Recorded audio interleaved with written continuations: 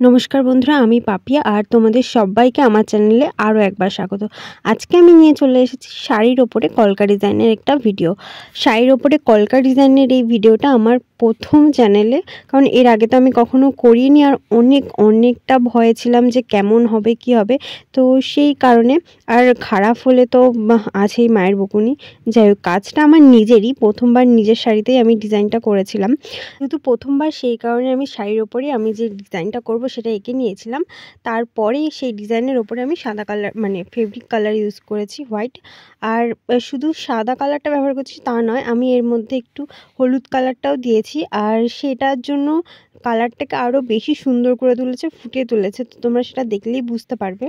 আর এই পুরো শাড়িটা কমপ্লিট করতে আমার সময় লেগেছিল প্রায় 4 দিন। আর যদি বলি যে পুরোপুরিভাবে করতে কতটা সময় লেগেছে, সেটা বলবো অনেকটা দিনই সময় লেগেছে, কারণ আমি রেস্ট নিয়ে তারপরে করছিলাম। কারণ একদিনে বা একদিন করার পরে পরের দিন আবার পুরোটা কমপ্লিট করা সম্ভব হচ্ছিল না। তার মাঝখানে বিয়েবাড়িও ছিল, তাই আর একটু সময় লেগে গেছিলো, না হলে হয়তো পরপর 4 দিন বসেই পুরোটা কমপ্লিট করে নিতাম।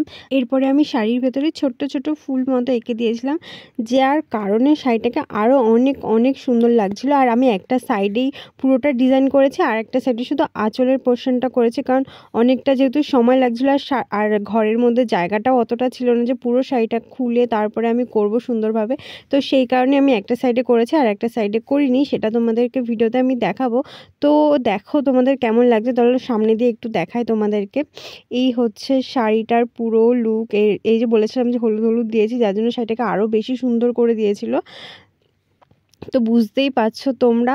তো চলো তোমাদেরকে শাড়িটার ফাইনাল লুক দেখাই। এই হচ্ছে শাড়িটার ফাইনাল লুক। এটা হচ্ছে আঁচলের পোর্শনটা, আর ওই সাইডের ব্যাকের ভিডিওটা আর না হয়নি, যেহেতু এই সাইড এরকমভাবে দেখতে বেশি সুন্দর লাগছিল, তাই এই দিকটায় দেখানো হয়েছে। তো তোমাদের কেমন লাগলো সেটা অবশ্যই কমেন্টে জানিও। সবাই ভালো থাকবে, টাটা।